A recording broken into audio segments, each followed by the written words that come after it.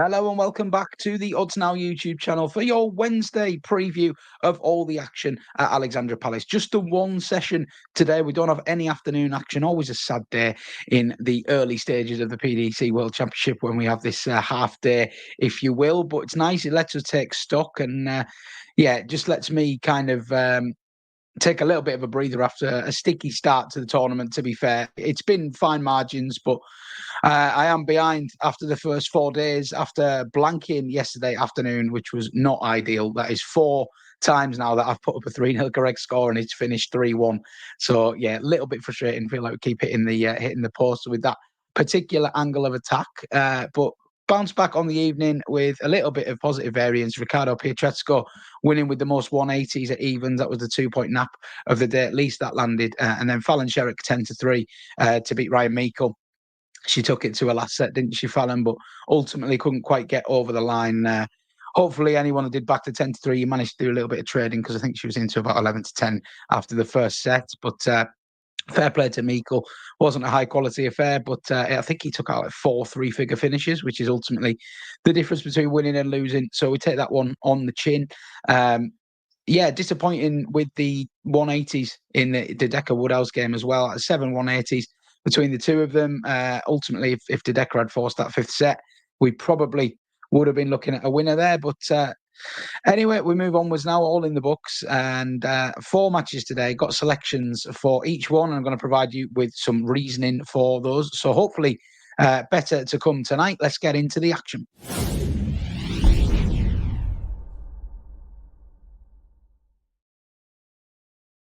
Right, so the first game of the evening sees Jim Williams take on Paulo Nebido of the Philippines, and I'm going to back Williams to win this with over 3.5 sets in the match, which is odds against 21-20 with Bet365 at the time of speaking. Now, Williams, I think, is one of the more capable middling players on the PDC circuit, but I think by his own admission, the reason that he hasn't managed to crack into that sort of top 32, top 16 region is probably the amount of commitment that he's allowed to give to darts. The Welshman is a very talented operator, actually represented Wales at the World Cup this year when Gerwyn Price was a late withdrawal. So he is technically the third best Welsh player, although I think there's a few contenders for that mantle. Williams would definitely be that if he was more committed. As I say, he has a business outside of darts, which takes up a lot of his time, and he's admitted a few times that he should dedicate more time to darts, but he's just not ready to do that at the moment. But his record at Alexandra Palace is pretty strong. You may remember him winning a really good contest with James Wade last year.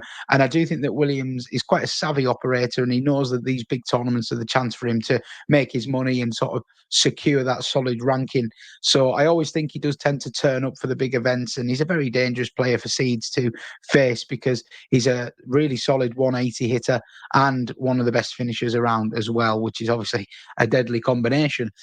Paulo Nebido, though, will be no walkover. He has been at the Alexandra Palace in the last 2 renewals, and both times he's gone down 3-2 in his first round matches, losing 3-2 to Danny Jansen in 2023, and then 3-2 again to Simon Whitlock last year. So he certainly knows how to be competitive. He's been a little bit unlucky to walk away with 2 defeats, and I think this is arguably his toughest draw yet on paper in Jim Williams.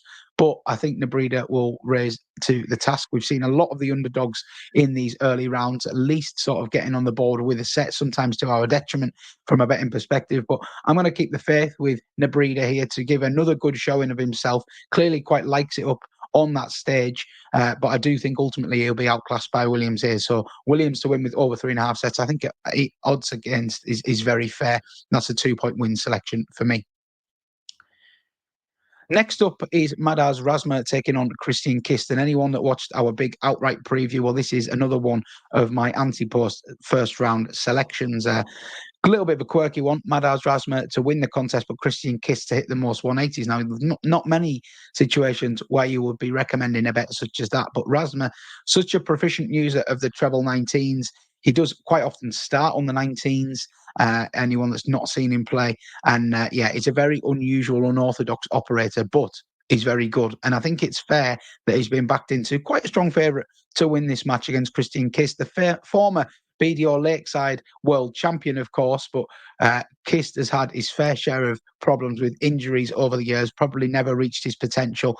He played Luke Littler in the first round last year, and little did he know just what an opponent he had in front of him at the time. But he gave a decent account of himself, but I think it's a fair assessment to say that Kist was in better form this time last year than he is now.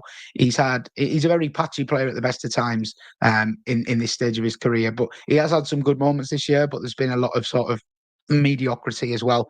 I think it's fair to say, and I'm not convinced about the form that he comes into this tournament with when he plays somebody like Razma, who I think is one of the most solid, if a little bit unspectacular players on the circuit. He always tends to hit his level. He does have gears. He can get up into those high 90s averages. But I think something in the low to mid 90s should be enough here to take care of Kist. But because he starts on the treble 19 so often, I think Kist is a general 1 to 2 chance in most places to win the 180s line, even though he's the underdog. So you can see the logic here. I think Kist could easily hit sort of 2 or 3 180s. Rasma might not threaten even 2 or 3 himself, but I think he'll ultimately get the job done here. So you can get 2 to 1 with Ladbrokes and Coral on Rasma to win, but Kist to hit the most 180s. If you're looking for that bet, it is priced in the other markets, and I think they describe it as Christian Kist to hit the most 180s and lose, which is effectively what I'm describing here. So that 2 to 1 on offer. Just for context, Skybet have got that 11 to 8, Bet365 13 to 8, and a couple of others have gone around that 64 13 to 8 mark as well. So the 2 to 1 does seem to be eking out a little bit of value there, and that's kind of how I see this game playing out. So I'll take a chance there with a point win at 2 to 1.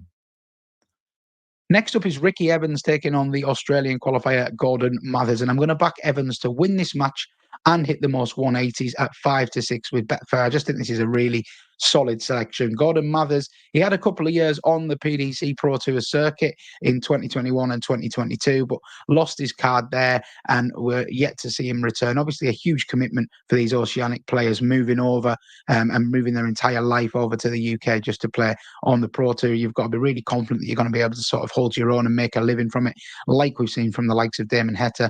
Mathers has clearly got talent. Some of the numbers he posts over in his homeland are really impressive.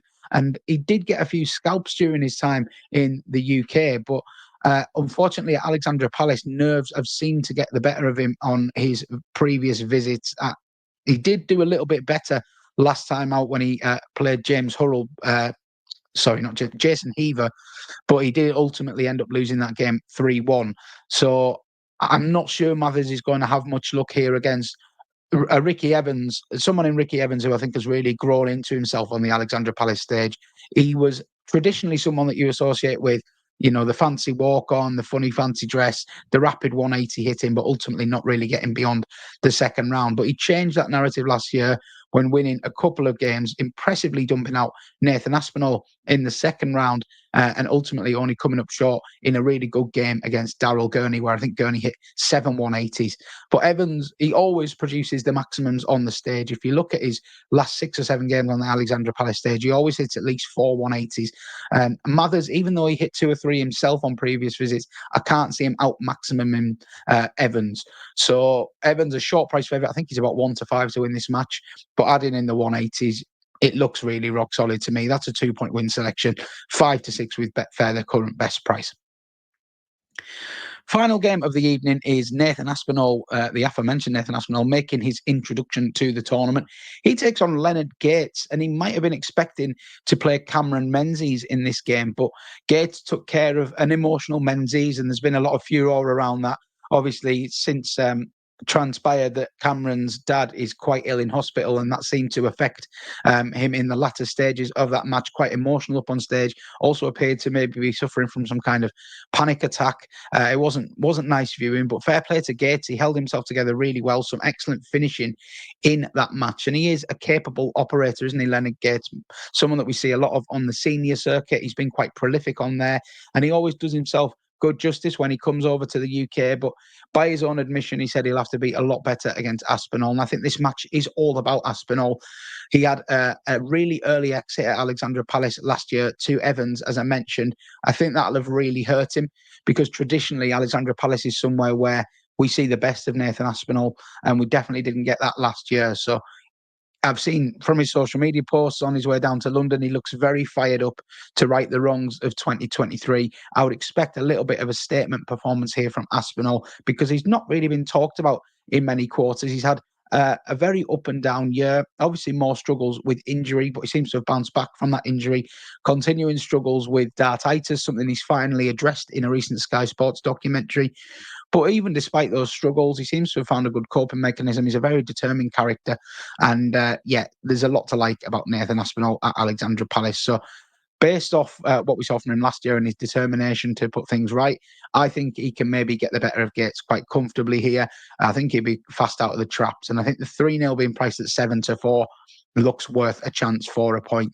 I must say, though, I have not had much luck with these 3-0s, but as I said, I've put 4 3-0s up and every one of them has finished 3-1. So take that as you will. Maybe you want to back the 3-1 instead. I don't know. But for the purposes of my staking plan, this is a 3-0 correct score selection. Okay, then. So I've got one more bet that I want to put up as well. So if I bring my best bets up onto the screen for you now. Jim Williams to win with over 3.5 sets versus Paulo Nebido odds against. That is a 2-point win selection. And with these points, in case you're not aware, if it's 2 points, put double the stake on that you would with a 1-point win selection. So Jim Williams and over 3.5 sets is a 2-point selection. A point on Madars Rasma to win with Christian Kist hitting the most 180s. I've given you the logic for that one.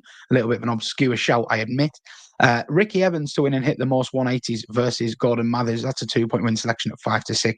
And Nathan Apsinall to win 3-0 against Leonard Gates at 7-4. Looks worth a little poke to me for a point. Now, I've been browsing the specials markets as well for each session, and not a lot have really stood out to me.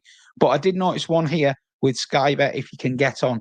They go 6-1 about Williams, Razma, Evans, and Aspinall, all the favourites, winning 3-0 or 3-1 tonight. And I do have a lot of faith in these 4 players to get the job done. Rasma is probably the shortest, the longest of those in the betting. But as I say, I'm not convinced with Kist's recent form. So I do think Rasma will have too much for him. And the other games, Williams and Evans are both around 1 to 5 shots to win, similar for Aspinall. So I feel like there's a little bit of juice in that 6-1, and I'm going to have a point on it. So it will be feast or famine tonight. We'll either be a long way behind for the tournament or making some inroads back to levels, maybe even sneak into profit. But we shall see how it goes. Hoping for a bit better luck than we had yesterday. Let me know what your best bets are for Wednesday at Alexandra Palace. I'll continue to provide these daily vlogs with previews, analysis, and best bets. And if you're not already subscribed to the Odds Now YouTube channel, please do consider hitting that subscribe button and give us a thumbs up if you enjoyed the video. I'll be back tomorrow. See you again then. Have a good evening.